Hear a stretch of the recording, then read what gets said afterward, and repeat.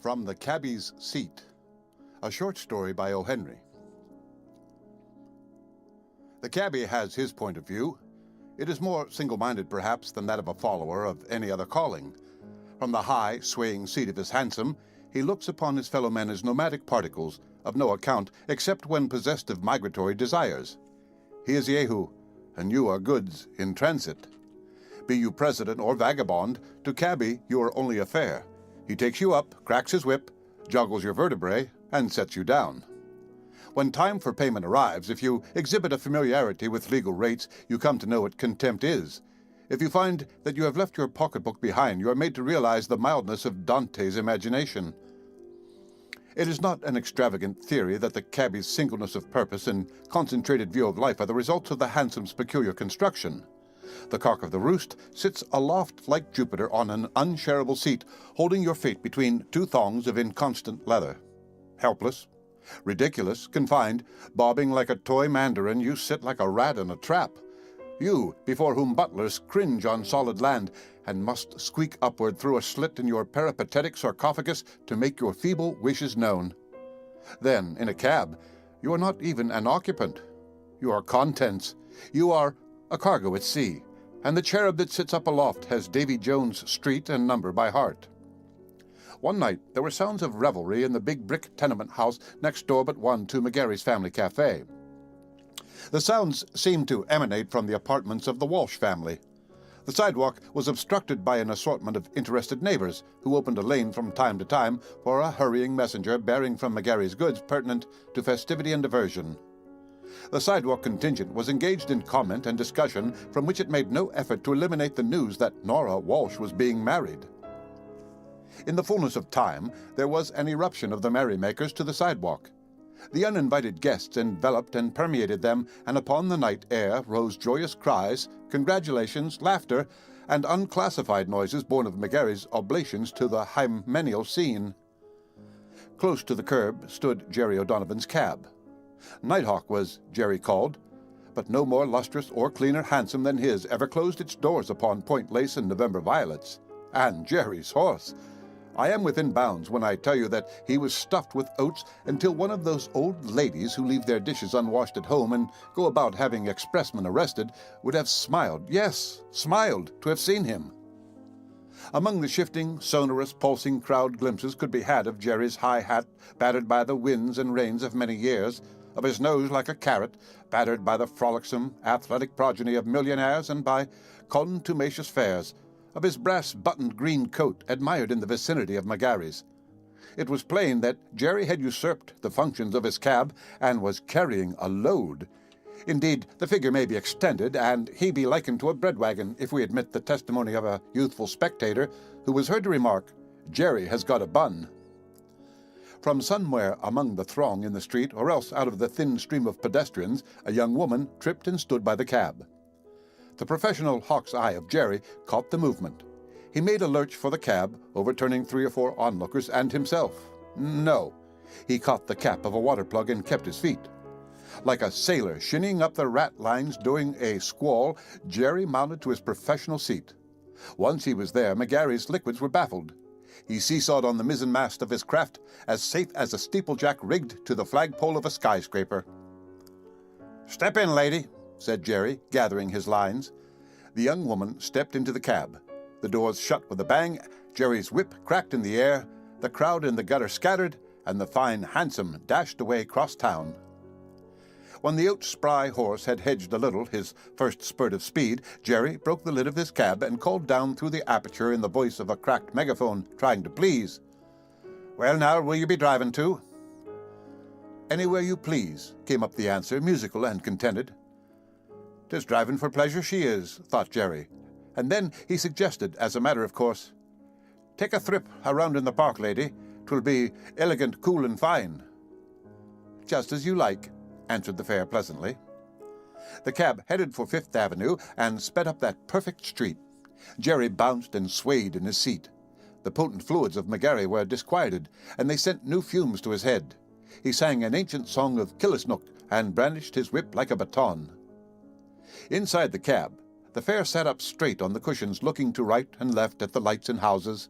Even in the shadowed hansom, her eyes shone like stars at twilight. When they reached 59th Street, Jerry's head was bobbing and his reins were slack. But his horse turned in through the park gate and began the old familiar nocturnal round. And then the fare leaned back, entranced, and breathed deep the clean, wholesome odors of grass and leaf and bloom, and the wise beast in the shafts, knowing his ground, struck into his by-the-hour gait and kept to the right of the road. Habit also struggled successfully against Jerry's increasing torpor. He raised the hatch of his storm-tossed vessel and made the inquiry that cabbies do make in the park. "Like shop at the casino, lady? Gather freshments and relish the music. Everybody stops." "I think that would be nice," said the fare. They reined up with a plunge at the casino entrance. The cab doors flew open. The fare stepped directly upon the floor. At once she was caught in a web of ravishing music and dazzled by a panorama of lights and colors. Someone slipped a little square card into her hand on which was printed a number, 34. She looked around and saw her cab 20 yards away, already lining up in its place among the waiting mass of carriages, cabs, and motor cars. And then a man who seemed to be all shirt-front danced backward before her, and next she was seated at a little table by a railing over which climbed a jasmine vine. There seemed to be a wordless invitation to purchase. She consulted a collection of small coins in a thin purse and received from them license to order a glass of beer. There she sat, inhaling and absorbing it all, the new-colored, new-shaped life in a fairy palace in an enchanted wood. At 50 tables sat princes and queens, clad in all the silks and gems of the world. And now and then one of them would look curiously at Jerry's fare.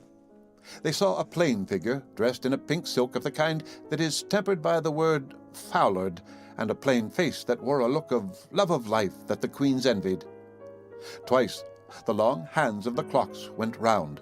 Royalties thinned from their alfresco thrones and buzzed or clattered away in their vehicles of state. The music retired into cases of wood and bags of leather and baize. Waiters removed cloths pointedly near the plain figure, sitting almost alone.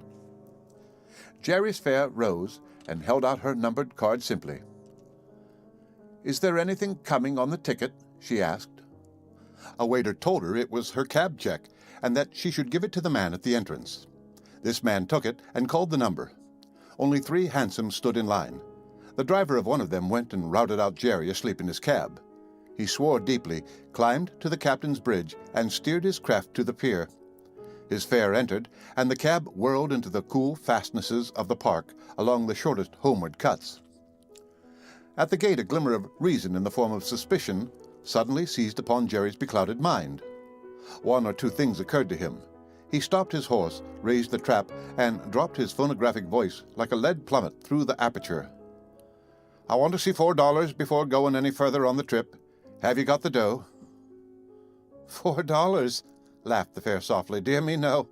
I've only got a few pennies and a dime or two." Jerry shut down the trap and slashed his oat-fed horse. The clatter of hoofs strangled, but could not drown the sound of his profanity. He shouted choking and gurgling curses at the starry heavens. He cut viciously with his whip at passing vehicles. He scattered fierce and ever-changing oaths and imprecations along the street so that a late truck driver crawling homeward heard and was abashed. But he knew his recourse and made for it at a gallop. At the house with the green lights, beside the steps, he pulled up. He flung wide the cab doors and tumbled heavily to the ground. "Come on, you," he said roughly. His fare came forth with the casino dreamy smile still on her plain face. Jerry took her by the arm and led her into the police station. A gray-mustached sergeant looked keenly across the desk. He and the cabbie were no strangers. "Sergeant," began Jerry in his old, raucous, martyred, thunderous tones of complaint, "I've got a fare here that—" Jerry paused. He drew a knotted red hand across his brow. The fog set up by McGarry was beginning to clear away. "A fare, Sergeant," he continued with a grin, "that I want to introduce to ye. It's me wife that I married at old man Walsh's this evening, and a divil of a time we had, 'tis true. Shake hands with the Sergeant, Nora, and we'll be off to home." Before stepping into the cab, Nora sighed profoundly. "I've had such a nice time, Jerry," said she. The end of From the Cabby's Seat, a short story by O. Henry, read by